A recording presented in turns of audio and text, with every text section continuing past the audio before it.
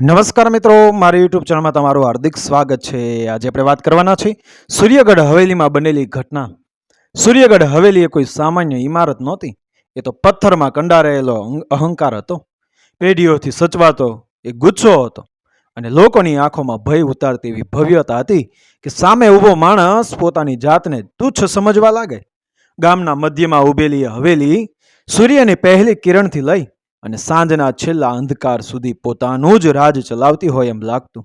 ઊંચા દરવાજા, જાડા કાંઠા, વિશાળ આંગણું અને દિવાલો પર ઝળહળતા વંશ પરંપરાગત ચિહ્નો જાણે ચીસ પાડી પાડીને કહેતા હોય કે અહીં પગ મૂકતા પહેલા તારી હેસિયત યાદ રાખ। હવેલીના માલિક ઠાકોર વિજયસિંહ સૂર્યગઢી પોતાના નામ જેટલા જ તેજસ્વી અને અહંકારી હતા। તેમની આંખોમાં માનવતા નહીં પરંતુ અધિકારનો દાહ હતો અને તેમના અવાજમાં એ સહાનુભૂતિ નહીં પરંતુ એ આદેશનો કરડાપણો હતો। ગામના લોકો તેમને સલામ કરતા ત્યારે માથું ઝુકાવતા, પરંતુ એ ઝુકાવવામાં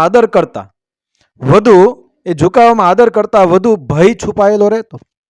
વિજયસિંહને ભય ગમતો હતો, કારણ કે એમના મતે ભય વગર સત્તા અધૂરી હતી। હવેલીમાં રહેતા લોકોની દુનિયા અલગ હતી અને હવેલીની બહારના ગામની દુનિયા અલગ। બહાર દુઃખ, મહેનત અને ભૂખ હતી, જ્યારે અંદર વૈભવ, સત્તા અને અહંકાર। હવેલીના ઓટલા પર બેસીને વિજયસિંહ જ્યારે ગામ તરફ નજર કરતા ત્યારે તેમને લોકો નહીં પરંતુ માત્ર ઉપયોગી વસ્તુઓ દેખાતી।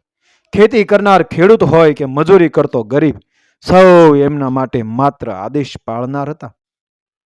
એ દિવસે પણ એવું જ બન્યું। બપોરની કડક ગરમીમાં ગામના કેટલાક લોકો હવેલીમાં આવ્યા હતા। વરસાદ ન પડવાથી ખેતરો સુકાઈ ગયા હતા, પાણીની તંગી હતી અને લોકો મદદની આશાએ આવ્યા હતા।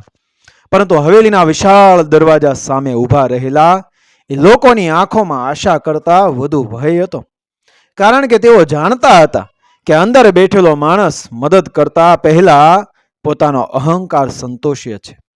વિજયસિંહને જ્યારે ખબર પડી કે ગામના લોકો ફરી ફરિયાદ લઈને આવ્યા છે, ત્યારે એ તેમના ચહેરા પર કરડું સ્મિત આવ્યું। તેમણે ધીમે પણ ભારપૂર્વક કહ્યું, એ લોકોને અંદર આવવા દો। આજે સમજાવી દેવું છે કે સૂર્યગઢ હવેલી પાસે હાથ ફેલાવો એટલે શું। આ શબ્દોમાં દયા નહોતી, માત્ર ગુસ્સો હતો। લોકો હવેલીના વિશાળ દરબારમાં ઉભા રહ્યા, માથું નમાવીને પોતાની વાત રજૂ કરી, પરંતુ વિજયસિંહ એક પણ વાક્ય પૂરેપૂરું સાંભળ્યું નહીં। તેઓ વારંવાર વચ્ચે બોલતા, અવાજ ઊંચો કરતા અને લોકોને તેમની હદ બતાવતા। એક વૃદ્ધ ખેડૂતે જ્યારે કંપતા અવાજમાં કહ્યું કે ઠાકોર સાહેબ, જો પાણી નહીં મળે તો બાળકો ભૂખે મરી જશે, ત્યારે વિજયસિંહે ઠાકો લગાવ્યો। એ હાસ્યમાં માનવતાનો એક અણસાર પણ નહોતો। તેમણે કહ્યું, મારા ખેતરોમાં પાણી છે, મારા ઘોડાને પાણી છે, એટલે સૂર્યગઢમાં કશી તંગી નથી। ગામનું દુઃખ ગામ જાણે। આ શબ્દો ગામના લોકોના હૃદયમાં બાણની જેમ ઘૂસ્યા, પરંતુ કોઈ બોલી શક્યું નહીં, કારણ કે સામે સત્તા બેઠી હતી। એ દિવસે હવેલીમાંથી કોઈ મદદ મળી નહીં, પરંતુ ગામમાંથી નીકળતી વખતે લોકોની આંખોમાં એક અલગ જ આગ હતી। એ આગ ગુસ્સાની નહોતી પરંતુ અપમાનની હતી। સૂર્યગઢ હવેલીની દિવાલોએ એ આગ જોઈ નહોતી, પરંતુ સમયે બધું જોઈ રહ્યો હતો। એ જ રાત્રે જ્યારે હવેલીમાં શાંતિ હતી અને વિજયસિંહ પોતાના વૈભવમાં મગ્ન હતા, ત્યારે હવેલીના એક જૂના ભાગમાંથી અજીબ અવાજો આવવા લાગ્યા। પેઢીઓથી બંધ રહેલો એક કક્ષ, એક રૂમ કે જેના વિશે કહેવાતું હતું કે ત્યાં સૂર્યગઢનો સૌથી મોટું રહસ્ય છુપાયેલું છે। ત્યાંથી જાણે કોઈ અંદરથી ધીમે ધીમે દસ્તક આપી રહ્યું હોય। હવેલીના સેવકો ડરી ગયા, પરંતુ કોઈએ વિજયસિંહને કહેવાની હિંમત ન કરી। અહંકારમાં ડૂબેલા માણસને ભયની ખબર હોતી નથી, અને એ જ અહંકાર સૂર્યગઢ હવેલી માટે હવે કોઈ અજાણી આફતનું આમંત્રણ બની રહ્યો હતો। આ રાત પછી સૂર્યગઢ હવેલીમાં જે શરૂ થવાનું હતું તે માત્ર હવેલીને નહીં પરંતુ આખા ગામને એ હચમચાવી નાખવાનું હતું। સૂર્યગઢ હવેલીની એ રાત એ સામાન્ય નહોતી, કારણ કે એ અંધકારમાં છુપાયેલું કંઈક હવે દિવાલોની અંદર હલચલ કરવા લાગ્યું હતું। રાત્રિના મધ્યમાં જ્યારે આખી હવેલી ઊંઘમાં હતી ત્યારે જૂના પાંખામાંથી આવતો એ અવાજ ફરી સંભળાયો. આ વખતે થોડો વધુ સ્પષ્ટ, થોડો વધુ નજીક અને થોડો વધુ અશાંતિ ભરેલો. સેવક હરજીભાઈએ કંપતી આંખે એ દરવાજા તરફ જોયું. તેની અંદર વર્ષોથી સચવાયેલો ભય જાગી ગયો.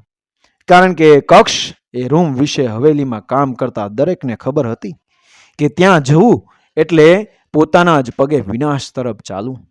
છતાં પણ હરજીભાઈના મનમાં એક અજાણી મજબૂરી હતી. જાણે કોઈ તેને અંદરથી ખેંચી રહ્યું હોય. તે ધીમે પગલે આગળ વધ્યો, દિવાલોને અડકતો, શ્વાસ રોકતો અને પોતાના જ દિલના ધબકારાથી ડરતો. એ કક્ષનો દરવાજો આજે પણ એટલો જ જૂનો અને ભયજનક હતો.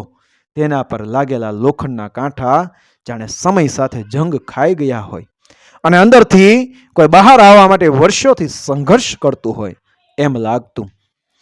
જેમ જ હરજીભાઈએ હાથ આગળ કર્યો, દરવાજો હલ્યો અને એક ઠંડો ઝોકો બહાર આવ્યો.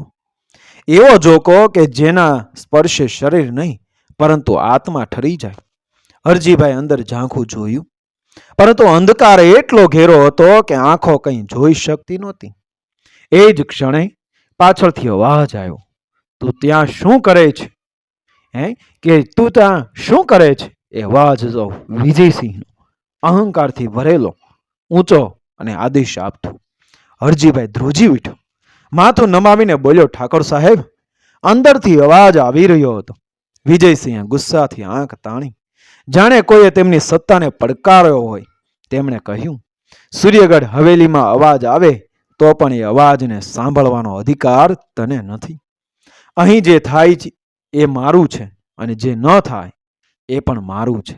આ શબ્દમાં અહંકાર એટલો હતો કે જાણે માનવી નહીં પરંતુ પોતાને ભગવાન સમજી બેઠા હોય. કે પોતાને ભગવાન સમજી બેઠા હોય. બીજા દિવસે સૂર્ય ઉગ્યો, પરંતુ હવેલીની અંદરનું વાતાવરણ ભરેલું હતું. વિજયસિંહે ગામના લોકોને ફરી બોલાવ્યા. એ લોકો મનમાં ડર અને અપમાન લઈને આવ્યા, પરંતુ આ વખતે વિજયસિંહની નજરમાં એક કંઈક અલગ જ ચમક હતી. તેમને લાગતું હતું કે ગામને વધુ દબાવીને પોતાનું અસ્તિત્વ વધુ મજબૂત કરી શકાય. તેમણે ગામના વડાને જાહેરમાં ધમકાવ્યા, કહ્યું કે જો કોઈ ફરી મદદ માગશે તો તેના ખેતરો પર સૂર્યગઢ હવેલીનો અધિકાર રહેશે.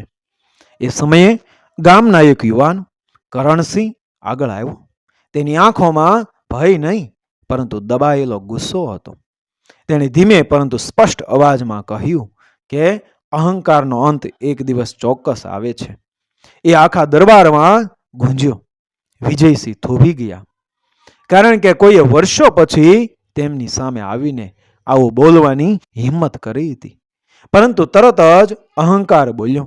તેમણે કરણસિંહને હવેલીમાંથી કાઢી મૂકવાનો આદેશ આપ્યો. સાથે એ શબ્દો પણ ફેંક્યા કે સૂર્યગઢ સામે માથું ઊંચું કરનારની હડ્ડી પણ એ અહીં જ દફન થાય છે. કરણસિંહ બહાર નીકળી ગયો, પરંતુ એના પગ હવેલીની સીમા બહાર જતા જ જમીન જાણે હલકી ધ્રુજાય. એ કોઈ ભૂકંપ નહોતું, પરંતુ આવનારી આફતનું પહેલું સંકેત હતું. એ જ રાત્રે ફરી અવાજ આવ્યો. આ વખતે માત્ર એક કક્ષમાંથી નહીં પરંતુ આખી હવેલીમાંથી ફેલાયો. દિવાલો જાણે સિસકારો કરતી હતી, છત પરથી ધૂળ પડતી હતી અને હવેલીના જૂના દીવા પોતે જ બુઝાઈ જતા હતા. વિજયસિંહ પોતાના ઓરડામાં એ બેઠા હતા, પરંતુ પહેલી વખત તેમની આંખોમાં અહંકાર સાથે એ ભય પણ દેખાયો. છતાં પણ તેમણે એ ભયને સ્વીકાર્યો નહીં. તેમણે પોતાના મનમાં કહ્યું કે સૂર્યગઢ હવેલીને કોઈ હલાવી શકે એમ નથી, પરંતુ તેમને ખબર નહોતી કે જે ગુસ્સો અને અહંકાર તેમને વર્ષોથી પોષ્યો હતો એ જ હવે જીવંત બનીને તેમની સામે ઊભો થવા જઈ રહ્યો હતો. આ રાત પછી સૂર્યગઢ હવેલીમાં જે રહસ્ય ખુલવાનું હતું તે માત્ર અવાજ સુધી સીમિત નહોતું, પરંતુ એક એવી સત્ય ઘટના હતી જે અહંકારને ચકનાચૂર કરી નાખે એવી હતી. સૂર્યગઢ હવેલી પર સવારનો સૂર્ય ઉગ્યો હતો, પરંતુ એની કિરણોમાં પણ ઉષ્મા નહોતી. જાણે પ્રકાશ પણ અહીંયા આવતા પહેલા વિચારતો હોય. રાતે જે થયું હતું એ હવેલીના દરેક ખૂણે પોતાની છાપ છોડી ગયું હતું. દિવાલોમાં પડેલી નાની નાની તિરાડો, છત પરથી ઝરતી ધૂળ અને સેવકોના ચહેરા પર છવાયેલો અણકહ્યો ભય બધું જ કહી રહ્યું હતું કે સૂર્યગઢ હવે પહેલું જેવું રહ્યું નથી. છતાં વિજયસિંહ આ બધું અવગણવાનું પસંદ કર્યું. તેમના માટે ભય સ્વીકારવો એટલે પોતાની સત્તાને નબળી પાડવી. તેઓ દરબારમાં આવ્યા, છાતી ફૂલાવીને બેઠા, જાણે ગઈ રાતે કશું બન્યું જ ન હોય. પરંતુ તેમની આંખોની ઊંડાઈમાં એક અજાણી એ અસ્વસ્થતા હતી, જે તેઓ પોતે પણ છુપાવી શકતા નહોતા.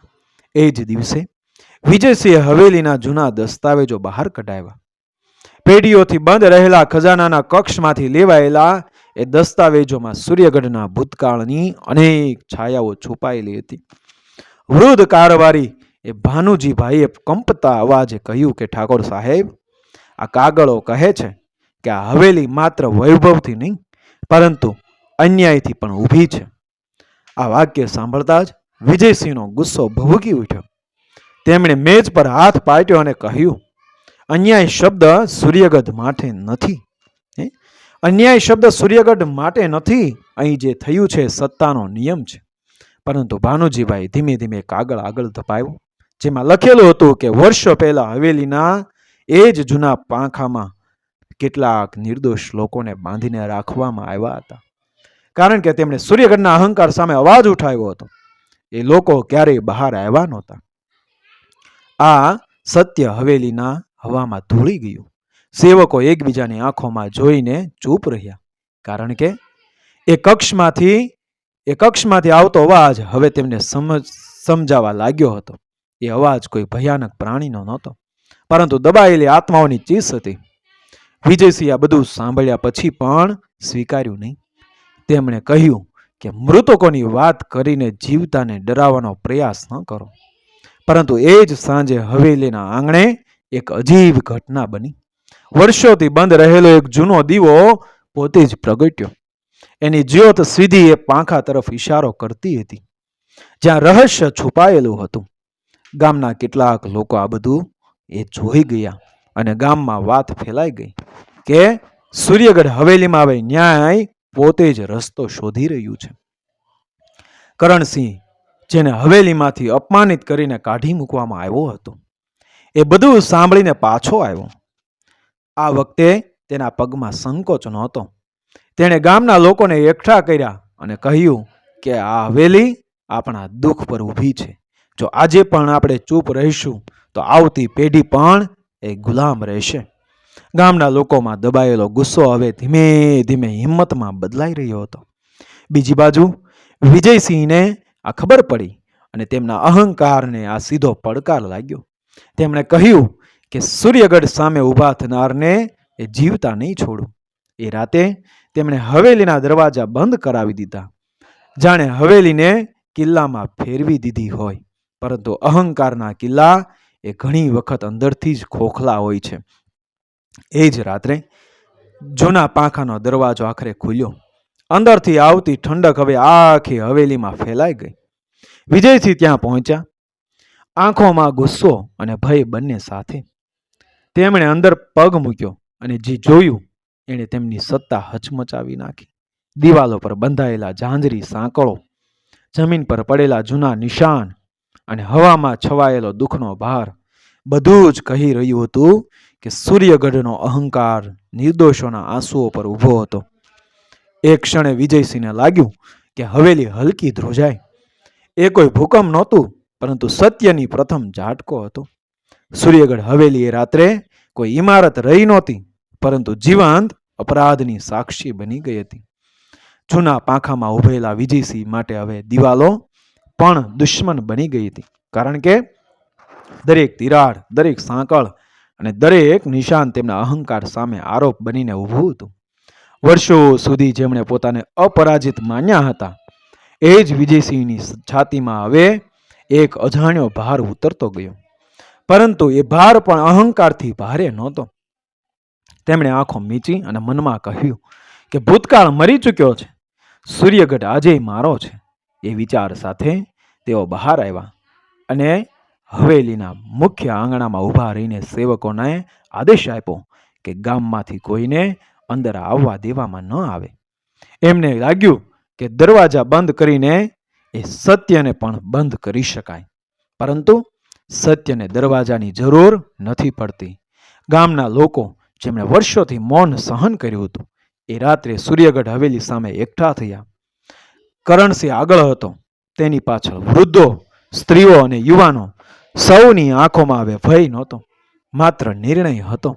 હવેલીના દરવાજા પર ઊભા રહીને એ કરણસિંહે ઊંચા અવાજે કહ્યું કે આ હવેલી અમારી મૌન પર ઊભી છે, અને આજે એ મૌન તૂટી ગયું છે. એ અવાજ ગુંજતો ગુંજતો હવેલીની અંદર પહોંચ્યો. વિજયસિંહે એ અવાજ સાંભળ્યો અને પહેલી વખત તેમને લાગ્યું કે તેમની સત્તા ખરેખર ખતરામાં છે. તેમણે પોતાના માણસોને આગળ ધુપાવ્યા, પરંતુ એ માણસોના હાથ કંપતા હતા, કારણ કે તેઓ પણ જાણતા હતા કે જે સત્ય સામે ઊભા છે એ કોઈ વ્યક્તિનું નહીં, પરંતુ સમયનું છે. એ જ ક્ષણે હવેલીની અંદરથી ઠંડો ઝોકો ફરી વહી ગયો. જૂના પંખ પાંખાની દિવાલોમાંથી આવતી ચીસ હવે અવાજ બનીને બહાર આવી. લોકો ભયભીત થયા, પરંતુ ભાગ્યા નહીં. એ અવાજ જાણે કહેતો હતો કે હવે નિર્ણયનો સમય છે. વિજયસિંહ અચાનક જ એ ચીસ પાડી ઉઠ્યા, પરંતુ એ ચીસ ગુસ્સાની નહીં, પણ તૂટતા અહંકારની હતી. તેમણે પોતાના જીવનમાં પહેલી વાર સ્વીકાર્યું કે સૂર્યગઢ હવેલીની ભવ્યતા પાછળ એ અપરાધ છુપાયેલો હતો. એ સ્વીકાર થતાં જ એ હવેલીની છતમાંથી મોટો પથ્થર તૂટી પડ્યો. લોકો ચીસ પાડી ઉઠ્યા, પરંતુ એ પથ્થર કોઈને લાગ્યો નહીં. એ જાણે સંકેત હતો કે વિનાશ માણસનો નહીં, અહંકારનો થવાનો છે. વિજયસિંહ ઘૂંટણે બેઠા. જે માણસ સામે ગામ માથું નમાવતું હતું, એ જ માણસ હવે પોતાની જ હવેલીમાં નાનો લાગી રહ્યો હતો. ગામના લોકોએ આગળ વધીને જૂના પાંખામાં એ બંધ રહેલા રહસ્યો બહાર લાવ્યા. સાંકળો તોડી પડી, બંધ દરવાજા ખુલ્યા, અને સત્ય આખા ગામ સામે આવી ગયું. એ રાત્રે સૂર્યગઢ હવેલીમાં એ કોઈ લોહી વહ્યું નહીં, પરંતુ વર્ષોથી દબાયેલો ન્યાય બહાર આવ્યો. વિજયસિંહને હવેલી છોડવી પડી, અને સૂર્યગઢ જે કિલ્લો હતો એ હવે માત્ર પથ્થરોનું ઢગલું બની ગયો. અહંકાર વગરનો સવાર પડી ત્યારે ગામના લોકો હવેલીના આંગણે ઊભા હતા. સૂર્ય ઉગ્યો, પરંતુ આ વખતની રોશનીમાં ભય નહોતો. સૂર્યગઢ હવેલી હજુ ઊભી હતી, પરંતુ એની સત્તા મરી ગઈ હતી. લોકો જાણતા હતા કે ઇમારતો ઊભી રહી શકે છે, પરંતુ અહંકાર નહીં. અને એ દિવસે ગામે એક વાત શીખી, જે સત્યને દબાવે છે તે એક દિવસ પોતે જ દબાઈ જાય છે. સૂર્યગઢ હવેલીની ઘટના ત્યાં પૂરી થઈ, પરંતુ એની કહાની ગામના મનમાં કાયમ માટે કંડારાઈ ગઈ. મિત્રો, વિડીયો પસંદ આવ્યો, મારી ચેનલ સબસ્ક્રાઈબ કરો, ફોલો કરો, શેર કરો. મળીએ આવી જ ઘટનાને પ્રેરણાદાયક વાર્તાઓ સાથે આગળની વિડીયોમાં. બન્યા રહેજો મારી ચેનલ સાથે. જય શ્રી કૃષ્ણ, રાધે રાધે, જય ભવાની.